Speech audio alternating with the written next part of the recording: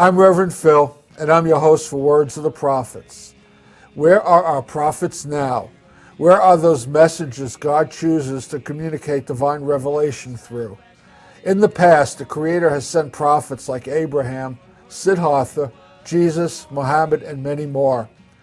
Maybe our higher power has switched tactics since we reinterpret God's words as soon as the Creator's prophets leave us.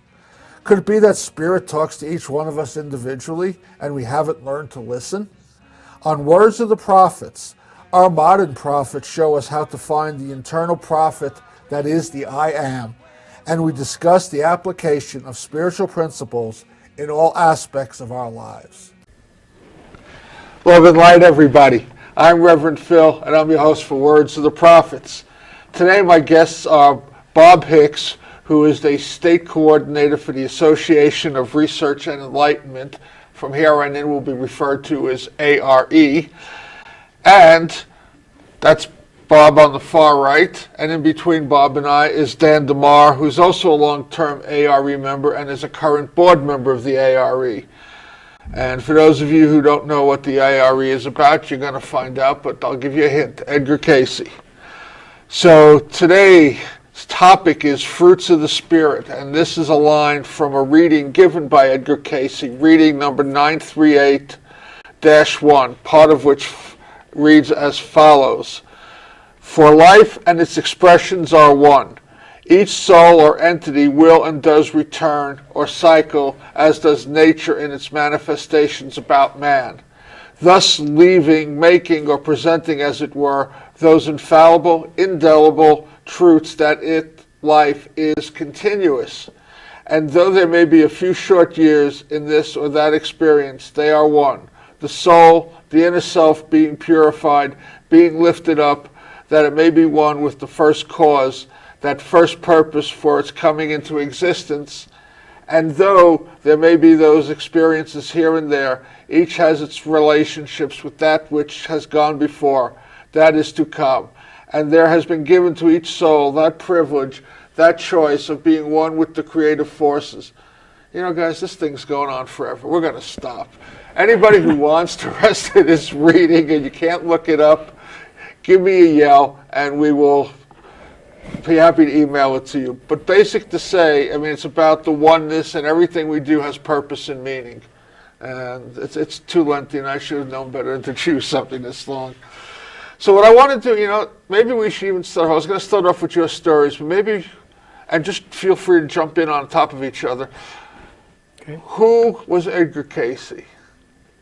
In short version. He was just a man. Okay. And he discovered that he had a gift. And I suspect that the reason he discovered he had a gift was because he actually had a motivation to want to do good. He wanted to heal children, perhaps.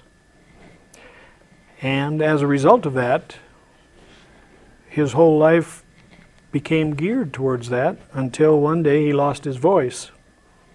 And for a couple of years he couldn't talk until a traveling hypnotist came through town and hypnotized him, and he discovered he could get his voice back and give a reading for himself.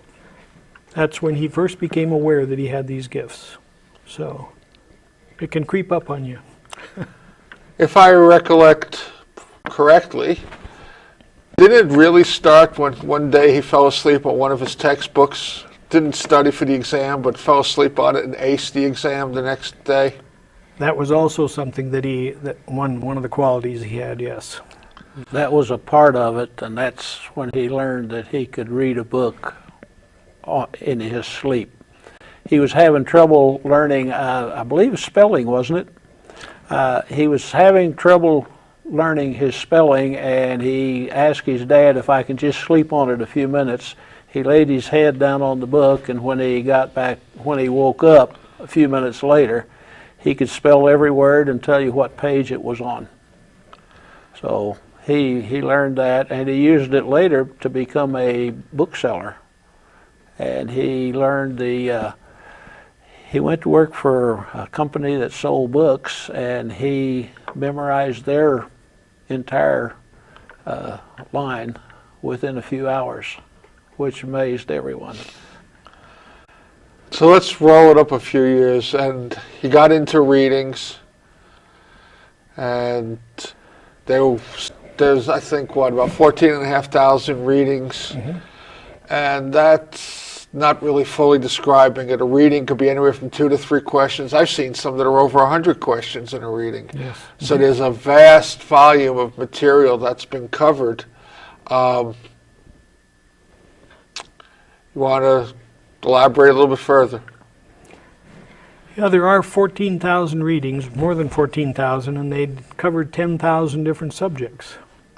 And it appears that when a person did have a question, he gave them an answer, and that answer may have covered a variety of different subjects that nobody was expecting. When those subjects came up, they are now areas of study for people. So researchers now use all this information to study. But, when Edgar Cayce first did his readings, there was a doctor in the audience, and that doctor had some cases that could not be solved. So he asked Edgar Cayce if he wanted to help him diagnose this child, for example, and that's where he first got on this notion of giving readings for people that would actually offer them some help. Was this Dr. Riley? That was Dr. Ketchum. Okay. Catch 'em. And then it branched out into not just health readings, but life readings.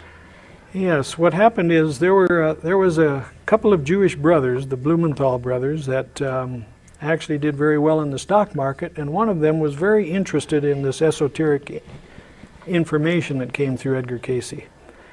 And he alone had a few hundred readings. And he also funded the hospital that Edgar Cayce, the children's hospital that Edgar Cayce wanted to start. But because he had the money and the wherewithal to do this, he asked a lot of questions, specifically in the areas that you mentioned there, these esoteric subjects, like where did God come from, or who is God, or where do we come from, why are we doing here? And in the answers that came to him, a lot of these subjects are now what give us rise to these kind of interviews. So that's just a little bit of background. I think we'll get into some Cayce stories a little bit later, but let's go to you, Bob. How did you first get introduced to Edgar Cayce? My wife introduced me. The idea of reincarnation was poo-poo. You know how that is. So we was in a store and a book fell off a shelf, and she says, "Oh, there's a book about that man I've been telling you about."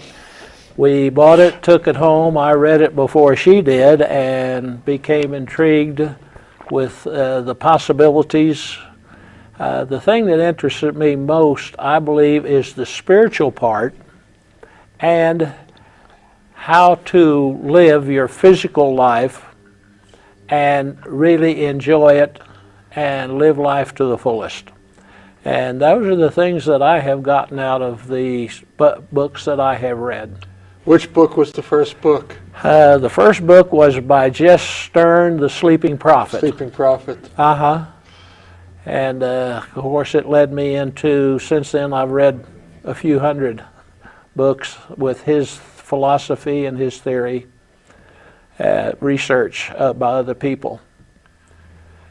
My understanding, if it's accurate, is there was a question about, he was a fundamentalist minister, and originally he was conflicted about these readings, but then realized the good he was doing and just said, "I'm going to be doing this in spite of the conflict." Yes. There was a man by the name of Lamers that first hired him, and that's when he got his secretary. And Lamers wanted to investigate occult things such as astrology, and I don't think reincarnation was one of them until Cayce gave a reading to Lamers.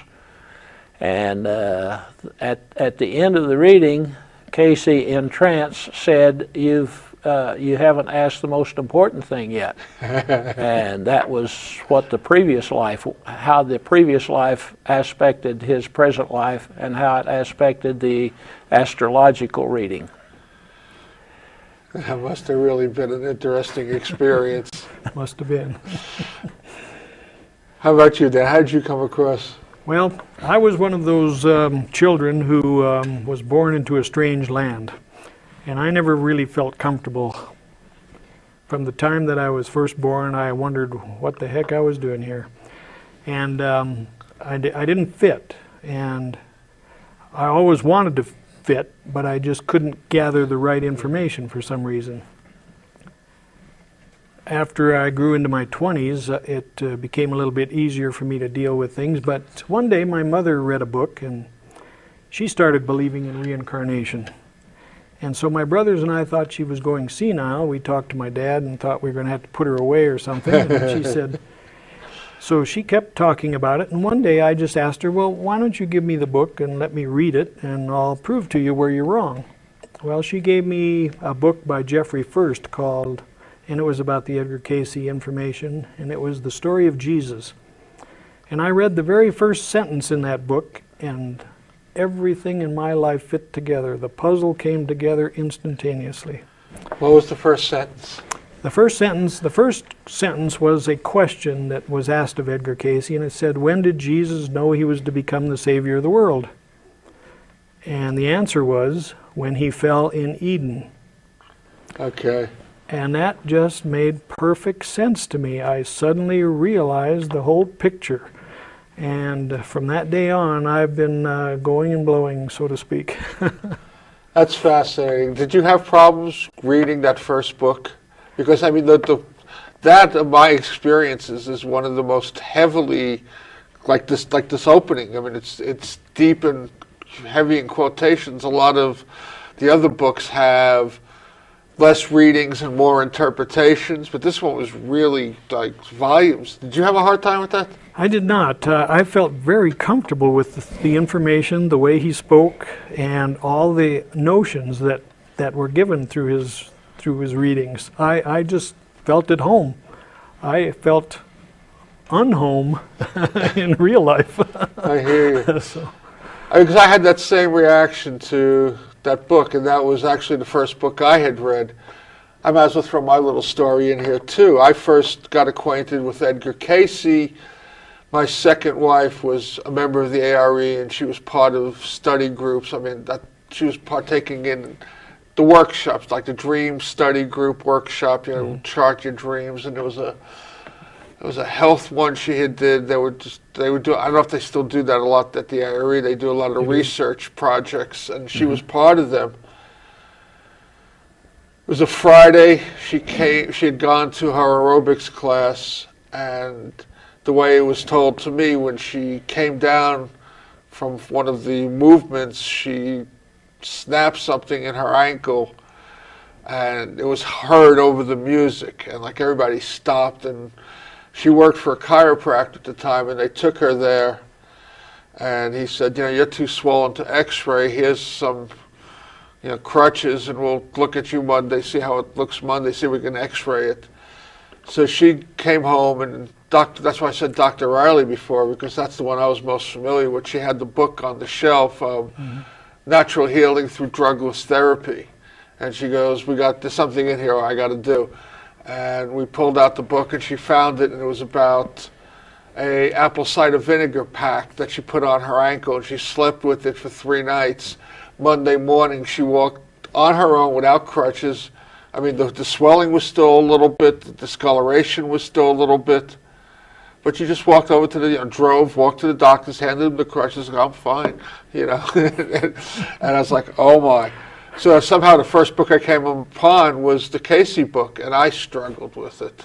I couldn't get through it, but I had that same kind of epiphany experience when I finally started getting through it, and it started to be able to resonate with the syntax and the context. I was like, wow, this just made so much sense. Yeah. Yeah, that was my eye opener. Yeah, that epiphany is very important. I mean, it seems like we all search for something. We all search for an answer. When you get that answer, it's like an eye-opener. Oh, definitely. I think that's an important part of researching this material, the Edgar Cayce material, is because he does give so many alternative medical systems. And it doesn't have to be just pills. There's a lot of things that we can do for ourselves that we don't have to have a doctor for. And a lot of it's good common sense. Well, that whole book, I mean, there was a whole section on diet, there was a section on exercise, but then there were specific natural remedies for, you know, the variety of ailments. I mean, and castor oil packs, so many different good stuff. I mean, my wife was using lots of them. I got a chance to experience that apple cider vinegar. I had played basketball and had that same result.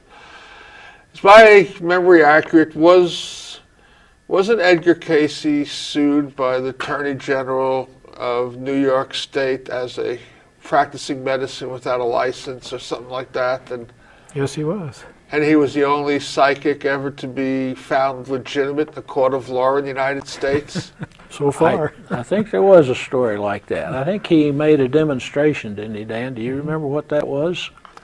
It was with the New York group. The New York ARE group invited him over. The Blumenthals were behind that as well. But he did make a demonstration, and the law found out about it, and they came and arrested him. So those records are there now.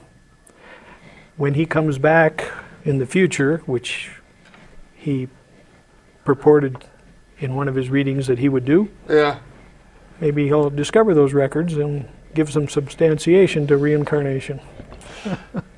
Well, it was also like just practicing without a license, wasn't it? Or Yes. just that, Yeah. yeah. Practicing medicine without a license. Yeah. Mm-hmm. And that they found him not guilty, which in fact then legitimized him. You know, but he was having that problem all the time. I mean, he would, what I was reading, I think it was, maybe it was the latest Venture Inward, but it was, which is the quarterly magazine that you get with your membership. Mm-hmm. Something to the effect of, doctors were buying his diagnostic ability, but didn't want to get involved with what he prescribed to heal these things. Yeah, they didn't want to follow through on the methods of healing. Yes, that was back in the 30s and 40s, even as early as the 20s, the 1920s, 30s, and 40s. And today, there are quite a few doctors that are researching his readings and using them in their practice. And some of them are not actively trying to hide it. So a great deal of his readings are coming to the forefront as being what they are. And that's one reason that reflects the name Association for Research and Enlightenment. And there's a hospital that was attached to it initially that did it. Yes. Then there was a clinic in Phoenix or Scottsdale, or wasn't there? Yes. It was, just recently. So that there's been actual places people could go to get the prescribed remedy as it's prescribed. That's correct. Mm-hmm. Yes, there was a McGarry's doctor, a man and wife, Dr. McGarry, and Gladys McGarry is still active. She's in her early 90s, and she's still active delivering children. Mm-hmm. That's incredible. You know what, it just dawned on me, let's give a context here. When was Cayce born? When did he die? He was born in 1877, died in 1945. Okay. And he moved to Virginia Beach because of a reading and set up the association. They set up a hospital, they set up a college. Little backstory to that? Or? There's a lot of backstories to that. One of them, the thing that moved him to Virginia Beach was the fact that he got arrested in Ohio for psychic, whatever the word they used to call that. But he had some readings that said that the future was in Virginia Beach. And more than once he had a reading that told him to buy some land in a certain place because it would appreciate in value. But being poverty-stricken, he didn't have the money, so he couldn't take advantage of a lot of those things. And he lost the opportunities. He lost his house in Virginia Beach a couple of times. It was due to the fact of the charity of others that got him his start there. And it wasn't until after they did build a hospital, but then during the Depression, that was lost because the fortune of the Blumenthals was lost as well. They were supporting the hospital. They were supporting it. Mm-hmm. And there was a lot of infighting between what each person who was associated in the association wanted to do. So there was a lot of personality conflicts that needed to be resolved as well, and many readings were given for those personality conflicts. So that's another interesting story. Let me just pop in here for a second. The readings as they are done, each person or group of people have a number. So like I read reading number 938-1. That's person 938, first reading for that person. Now that may have been the only reading. There could have been additional readings for that person. If there were, there would have been reading number 2, reading number 3, and so forth. Let's talk a little bit about Search for God. One of my favorite, but I'll let you guys talk about it. The Search for God came out in 1931. That was he had lost the hospital and he had lost his organization. And in 1931, a group of people got together and basically asked him, how can we do what you're doing? How can we have these psychic abilities? And of course, he said that everyone has psychic abilities. But in 1931, a group of people got together and they began to study how to become more psychic. And that led into the writing of 2 small books. Each one is 12 chapters, and each chapter will have a heading such as cooperation, know yourself, what is your ideal, and then book 2 would have things like the destiny of the soul, the destiny of the body, and the destiny of the mind. And these 2 books, it took the group, 11, 12 years? I believe It took them 11 or 12 years to write it. One of the aspects in these books was Edgar Cayce, through his readings, told them, you have to live this. You have to experience it. And as they became aware of and experienced it, they too became somewhat psychic. But this is a search for God, and the 2 books is a study of how do we become more psychic, how do we become really people, God people. How do we become sons and daughters of God? How do we become spiritual? And this is really probably the major Cayce study group that's going on around the country. I'm sure there's some in Albuquerque. Yes. And when we had the, what was it, a couple of months ago when Cayce's grandson came to town, somebody talked about starting one here in Santa Fe. Is there information on that people can contact you, Bob, and find out about? I haven't been able to follow up on that. There's a lady here that wants to start a daytime group. Yeah, that's what she mentioned at the Yes. workshop. And we'll see if we can get one started. So people who are watching in Santa Fe who are interested, contact you. You can get them connected, or if they want to come to Albuquerque, you can connect them to somebody in Albuquerque. Yes. Okay, so the phone number, and if not, they can get you through the website that's been flashing as well. Yes. Okay. Got so many places to go. You know, for some reason I just want to, let's go to favorite Edgar Cayce stories. Because there's so many great ones. You want me to start? Do you want to start? Whatever works. Well, there are way too many stories. I think the stories that are the most interesting, though, are the stories that occur from the people who get this information and who make sense out of their lives from that information. I myself am amazed at my own story just because the turnaround is so great.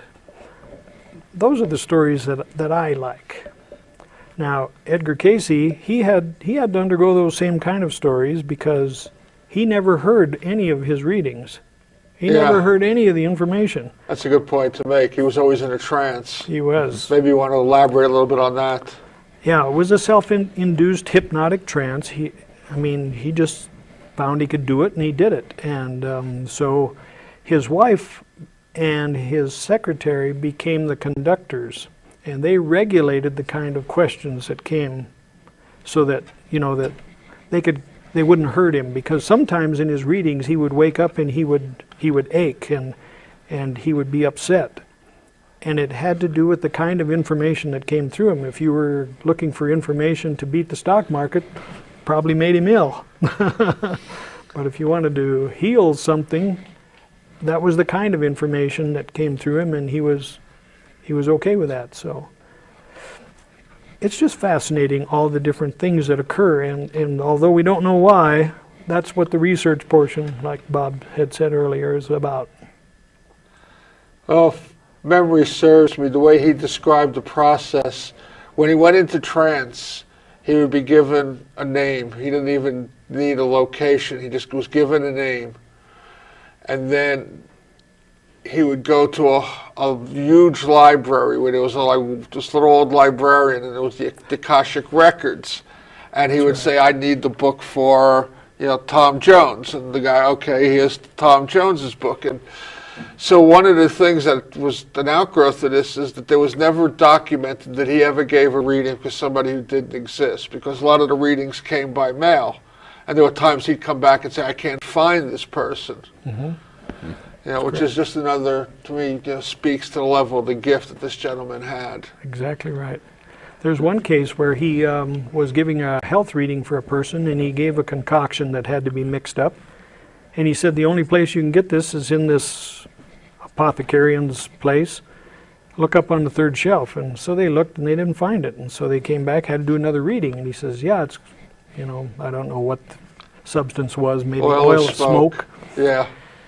And so he said, yeah, it's up there behind the big blue bottle. You'll find it. And so they looked again, and sure enough, it was there. And so they mixed it up, and it worked. So it's fascinating that he had that level of ability. It's amazing. Do you have a story that particularly resonates with you, Bob? Well, there's so many like that. In one case, they took him into trance, and he said, we're waiting. He's coming down the street, whoever it was, and I think he was in Virginia, and he was talking about someone in California. And then he commented that another person had on some real loud pajamas. The thing that intrigued me, I guess, is the variety and the scope of his ability to see and translate. And now one of the things I'm having a problem with right now is, how do we have the vocabulary to describe non-physical things that take place, such as a previous lifetime? The previous lifetime is non-physical now. It was physical then. And he handled that very well by just saying, I see, or I hear, or he's saying, or they're doing. And of course he was seeing the actual physical.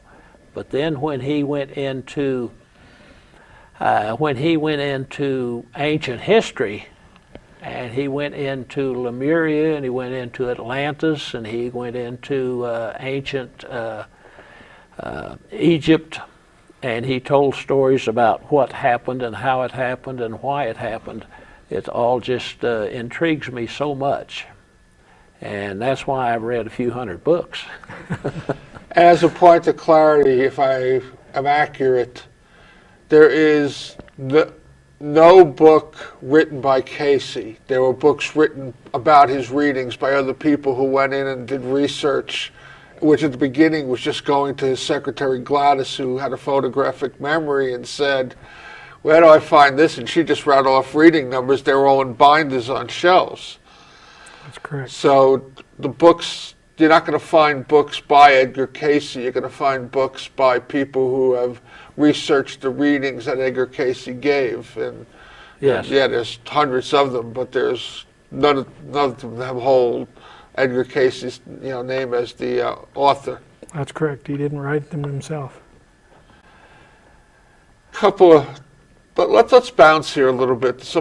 You were talking about all these ancient lands. You want to talk a little bit about what Cayce talked about the halls of records? Well, I think you covered that pretty well, because he called it the Hall of Records, or a library, the Cayce records. And we have a phrase that I use, the Book of Life. The Cayce record is the Book of Life. And what happened to you from the moment you was created a few 100,000 million years ago, and what have you done since? How many lives have you had? How many experiences have you had? And I'm sure that we have all been kings and paupers. We've been Africans, we've been Asians, we've been American Indians, we've been white, we've been yellow, black, red. We've been male and female. And one of the things that intrigues again is, you have been a male, you have been a female, you've been a male, you've been a female. So you get to experience what the female is, and you get to experience what the male is. If you bring this together with you and introduce this in your social relationships, in your relationships with everyone else, you begin to understand what other people are and how they feel, and you begin to pay attention to how you come across to other people. I want to take this another step. I think, Dan, you made the reference a little bit earlier that Cayce had designated or pointed out 2 future lives. So, I mean, this was, whenever, 30s or 40s, whenever he gave that particular reading, he's talking about, I'm going to be coming back in such and such a day to such and such a person. And I believe that the person's identity was removed from the reading, and then he gave another reading where he's going to come back at another date for such and such a person. And he's also predicted, one of my favorite books was, I think it was, what was it, Lytell, The Origin and Destiny of Man. Yeah. Mm-hmm. And, I mean, he predicts up to, 3,200, 3,600 or something like that. Did he ever, in just explaining these readings, talk about time, that time is not real? I mean, because he's able to pinpoint his own lives and other lives. I mean, it's just like time is a created thing. Well, it's interesting, the reading that you picked there to start the show discusses the continuity of life. And that's what his focus was on primarily. And so all these little vignettes about when this life occurs in the future or when it occurs in the past is just a picture that fills in the blanks of the entire continuity of our existence while it's here. I find that to be the most interesting thing, is that we can keep coming back, learning new things until we learn it all, until we get complete. And he was able to step out of time and view it like you're watching a movie. I'm going to jump to the last, scenes. I mean, Yeah. It just wasn't like, I can't go, I think I had earlier on an easier time wrapping my brain around, okay, you could see the past, but the future? Yeah. I remember that was a reaction I had when I started reading The Origins and Destiny of Man. I was like, this is interesting. Yeah. And if you think about it, his commentary on the book of Revelation, too, kind of shows that the human body is actually growing along with our consciousness. So we keep redefining ourselves with our thoughts let's So- say. So now that you opened that door, keep talking about the book of Revelation and what Cayce said, because I think that's one of the most fascinating. Well, he had a bunch of interesting things to say, and one of the most interesting that I find is that his summary of that book was, it is a discussion of what happens within the physical body when you have these spiritual motivations. So it describes all the processes that occur throughout the physical body, through the emotional system, through the endocrine system, through the mental, and how those things go back and influence the actual structure of the body.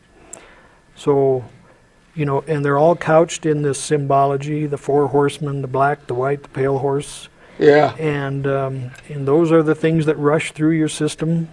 Fear, for example. I mean, who can describe what really happens when fear occurs, within you? But it's instantaneous. It goes through your body completely. And the 7 churches with the 7 chakras. Mm-hmm. Let me just pop in again. I mean, I keep flashing for things to tell the audience because we all know what we're talking about. All of these books that I've written on Cayce's readings are obtainable if you get on the website that's flashing under Dan's name, or your website, to put a link to the national site, Yes. Bob? Yeah, the national website. We'll link from your site. Yes, Yeah. it will. Okay, so either of the websites, you get to the national site, or you get to the state site, and you go to the national site, there is a bookstore. Actually, there are 2 bookstores. There's the ARE bookstore, and then there's a catalog bookstore that's separate. Yes. You can call them, email them, whichever, and they will send you this catalog of the books available, and they have more than just what's in their catalog. I think if you go online, you get a much bigger listing of all the books. Some of these books are out of print, some of them have been revised, like the book on Revelations. I read that one 20 some odd years ago. It's not the one that's out today. I forget who the author was, but now John Van Auken's is on Revelation. Mm-hmm. Yep. Yeah, but I forget who the original. There was another book somebody had done. Yeah, I have it too. I can't recall the author's name, but And so those books are all available. There's a lot of books on CD. There are videos for shows and DVDs. So there is quite a vast library there that's available, and you join and become a member, which is not expensive at all. You get nice discounts on a lot of the stuff too. So check out the site, check out the books. They're fantastic. I probably am the junior member. I only have about 40 some odd books of his on my shelf, but I keep adding to them. I only have 42 because I've given them all away after I read them. I can't give them away. I go buy new copies and I give those away. Actually, some of them are out of print. That Yeah, they are. that there was separate books on karma and reincarnation that go back, I don't know, 25 years ago when I first, when I hit the road, left the East Coast. The only things I took with me were, besides clothes and camping equipment, was some music and my collection of Edgar Cayce books. I couldn't leave them home. Yeah, there's too much meat there. Yeah, it really is. Let's talk a little bit about the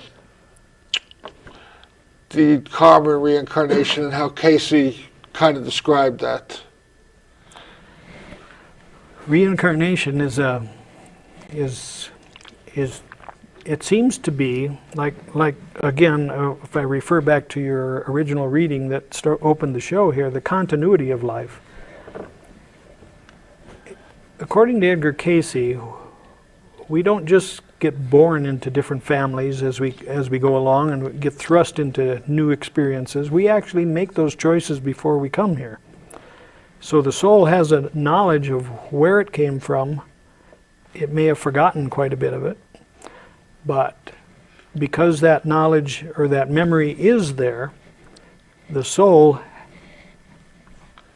kind of directs the opportunities that you're going to be facing for the lessons that could be learned from those opportunities. So as you go through these many incarnations or these many opportunities throughout your life, You're making all those choices yourself. Those choices are not thrust upon you from the outside forces. We have a tendency to blame everybody but ourselves. But in this particular case, we have nobody to blame but ourselves. But we get to choose how we react to those. Yes, your will allows you to choose how you react to them. But your soul chooses the opportunity to begin with. I'm going to bounce again because you triggered a thought. One of my favorite definitions of Cayce's is that he said original sin is the use of creative force for selfish purposes. And that made, I remember when I heard that, because I didn't buy into this original sin stuff that, the Catholic Church put out there, and that made no sense to me, never did.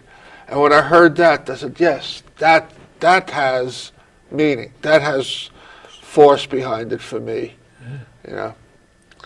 Same for me. Exactly the same. So let's try it, because this is so interconnected. We talk about karma, we talk about reincarnation, and when we were talking earlier, we used the phrase sojourn, and I've used that on the air a lot. Every time I've had an astrologer on, in fact, a lot of times I've opened the show with a Cayce quote on astrology. Can you discuss the concepts of sojourning on planets and how that relates into the karma and to the reincarnation? I'm reading a book right now, and you mentioned a while ago that Cayce had not written a book. The book I'm reading is a compilation of his readings, and it's the astrological aspects and sojourns. And he maintained that in between lives, we may actually have an experience in one of the other 8 bodies in our solar system. So you may have an experience in Mars or Jupiter or Saturn, Uranus, Neptune, and each one has its own aspects and its own influences. Now, one thing that Cayce impresses or emphasizes over and over is that no matter what astrological impulses you have, no matter what planetary influences are in your life, everyone's free will, every man, every woman's free will is predominant. Free will is the absolute defining choice. So even though we may be born into a life where we have a Mars inclination to be confrontational and warlike, it is still our free will to use that in such a way that it can be either what we call good for ourselves or others, or bad for ourselves or others. So even the aspects of all of the different constellations, all of the different planets have their influence. And his readings say that he tells you what the influences are, such as Mercury is of the mind, Venus is love and compassion, Mars is war or confrontation, conflict. Saturn is where all insufficient matter resides. So as we cycle these births, deaths, and rebirths, the insufficient matter, we may go to Saturn. And we can leave our bad stuff there and come back with a clean slate, more or less, so to speak. So one of the things you were saying, another one of my favorite concepts of Cayce's is the law of grace. Yeah. That we have a karmic debt, and there's a lesson to be learned from it. If we can demonstrate the less that we've gotten, the less we not even have to walk through the whole debt, so to speak. It negates the debt, and that was the law of grace. And I could talk about these things forever. I don't want to dominate the show. You keep triggering things for me. What I want to talk about for a little bit, getting back on another topic, is when we talk about reincarnation. 2 books that I am familiar with. One was Church's book on the lives of Edgar Cayce, where he documents what you were talking about, how we gain and we lose within lives. And then the Edgar Cayce story of Jesus, where he talks about, what you said, Jesus came down in Eden, and that they were, Jesus was not the first time that entity came into this plane of existence. It was the last time. And he talked about that. Can we talk about that, how he viewed those lives and the ebb and the flow? And what was it, 30 lives that Jesus went through? 33. 33. Mm-hmm. One for every bone in the spine. And that was what he said would be the minimum we had to do. That would be the minimum that we had to do. I would imagine that might be the truth. Because Jesus was a pretty powerful being. But if you take the information from the readings and which he describes maybe 11 or 12 of Jesus's incarnations that had to do with the culmination of the Jesus picture that we're familiar with, it's quite fascinating how even Jesus did some things just like we would have done. For example, as Joshua, he hung the 3 kings up on the path into Canaan there so that everybody could see it and be turned away. It resulted in him having to be hung on a tree. So he had to pay for that. And like Edgar Cayce would say, you pay for every jot and tittle. And, yes. And if you think about that, what you had mentioned about grace does allow you to overcome a lot of different things. It may not free you from having to pay back, but it allows you to have the courage to pay it back. Okay. So it's an interesting concept. I got to throw a story out here. We'll talk about past lives. I did a radio show for 10 years.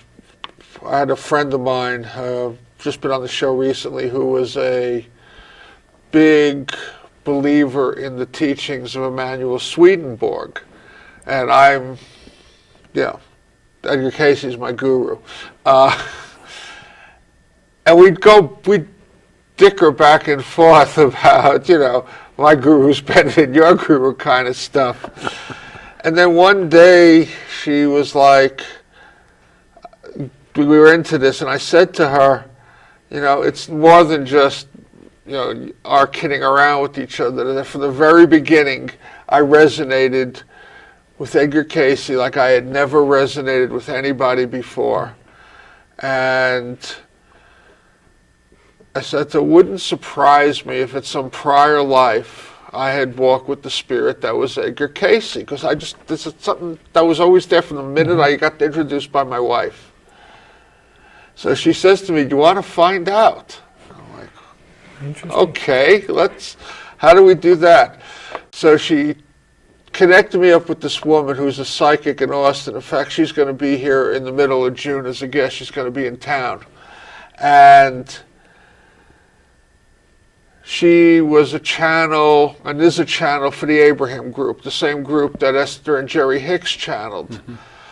So she had written a book that was given to her by the Abraham group, and that was going to be the topic of our show. And we hadn't met, we communicated through email, so I'm doing a telephone interview with her. I called her about 15, 20 minutes prior to going on the air. And we talked a bit, and I told her how I got connected to her, and I told her about my guru's better than your guru, and how I thought I'd been with Cayce. And she goes, do you want to find out? And I was like, oh my God. And it's like, I do, but I don't want to make this all about me, so let's see how the show goes. Well, we had about 8 minutes left in the show, and we had covered a good part of the book, and I said, okay, let's go for it. And you hear her on the air talking to the Abraham group. You don't hear them answering, but you can hear her talking to different personalities and responding, when she's having a dialogue. And she comes back to me and she goes, well, what they're telling me is not only have you walked with Edgar Cayce when he was Edgar Cayce, you walked with the spirit of Edgar Cayce 4 other times. And I was like, wow. That was a Saturday. Monday morning, I get an email. There was a woman in Madrid who was also a psychic, was listening to the show, had a connection to the ARE, so she sat down and connected with her guides, and they affirmed that. So like when she's coming back here in June, I think one of the things we're going to ask her is to tell me which lives they were. It's a good idea to get more specifics. But I mean, it just, I knew it from the moment that I got introduced to him. There was something special about him. And it took me a while going through his readings to understand that, well, maybe I was there with him. And to me, that was just like, that was mind-boggling. But that whole concept of interconnectivity, which is another thing he talked about, that there were people who were coming to him for readings who had been with him in other lives, and significant times in those other lives as well. They just weren't showing up out by accident. Yeah. I think that's a theme that runs throughout the Edgar Cayce readings too, is that nothing happens by accident, and we do tend to reincarnate with other people whom we have had experiences with before. We develop a certain amount of trust and a certain amount of understanding with these people, and so we work things out together. Perhaps that's the reason for families, because families always have dynamic things happening that have to be addressed. So I think that's a very good point. Another point that really fascinates me throughout life is that whatever you want, each one of us can become one of these channels. There are many people who get lots of different answers from many different sources. All these guests that you have on your show are a good indication of that we all can get whatever we search for, and we all can become a channel so that others can gain from that information. Edgar Cayce was one of many, but there are many people out there that get this type of information. But none, with my understanding, with the accuracy and the scope that he has done it in. Yeah, I feel that way myself. And I want to talk a little bit about, I got to make a couple announcements, we're running down on time, but I want to talk about his demise and his unselfishness, because that was one of the big lessons for me too. But let me just do a couple of quick announcements. So, you are watching Words of the Prophets, and this is Public Access Channel 16. Public access means you folks who are watching. So, you got any questions, you got any comments, my contact information is flashing. It will roll at the end in the closing credits. I'd love to hear from you. If there is a show you'd like for me to do, love to hear from you. If there's a show you'd like to do with me that I think would be relevant, love to hear from you. Contact me, please.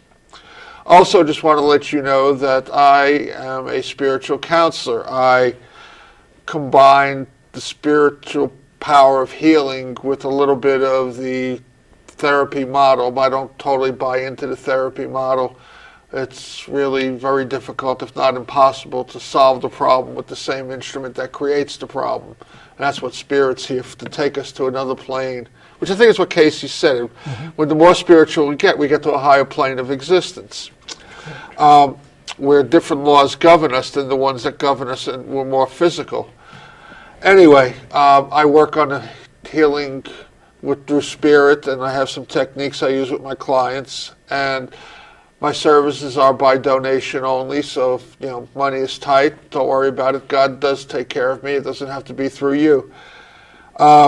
Next week, Chris Grissom is going to be our guest. You remember her? She's been a favorite of ours here. We're going to look at her book called Psychogenetics, and I forget the full title, the story of heredity or something to that effect, but fascinating book, fascinating woman. So tune in next week, same time, same place.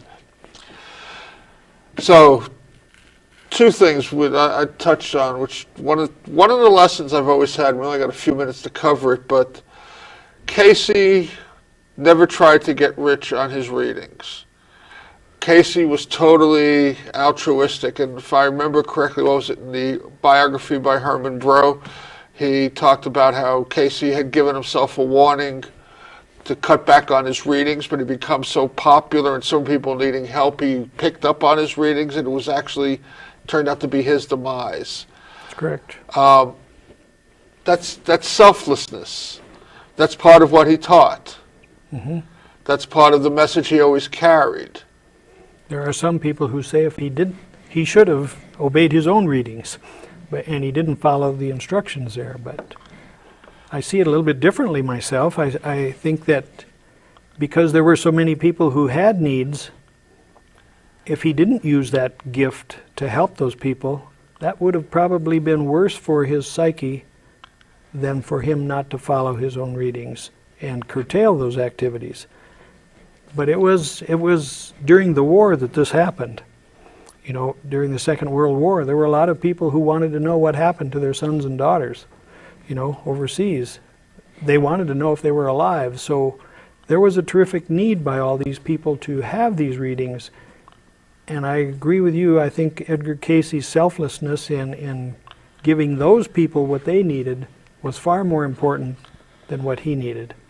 I mean, he did readings for people like the Blumenthal brothers and such to help them make money, but he never really cashed in on it on his own. No. He tried once. There was a man who discovered some oil down in Texas, and so Edgar Cayce went down there to give readings to discover this oil field. But he got sick doing it, and so it didn't turn out. In fact, they lost everything. But he did find oil well for other, didn't he? He did find it for other people. Other people found it through him, yes. But when he tried it... Just for himself, it wouldn't work. No, he got ill. Guys, we're running out of time. I could do this forever. I thank you both so much for coming up and sharing all this with the audience and myself. We're glad to be here. Well, thank you for the opportunity to share. I mean, I've been looking to do this show, I can't tell you how long, and it happens when it happens. Right. Well, we're happy to be here.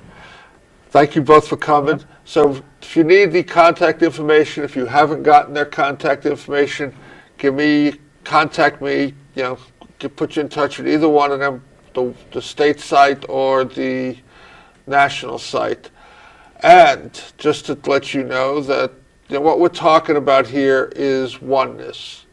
We are all one. We are all connected, not just to each other, but to the divine. That's one of the basics that Cayce taught. And you want to change your life, you've got the power to do it. If you just believe and act on those beliefs, you'd be amazed at what can happen. So until next week, know that you are one with the divine. Just try letting God out. That's your job. You don't have to let God in. You have to let God out. You're one with God. God's inside of you. Open up that little box, let it out, and be amazed at the world you experience. So until next week, blessings to you all. I'm Reverend Phil, and I've been your host for Words of the Prophets. Thank you for tuning in. Please join me again next week, same time, same channel, for more Words of the Prophets.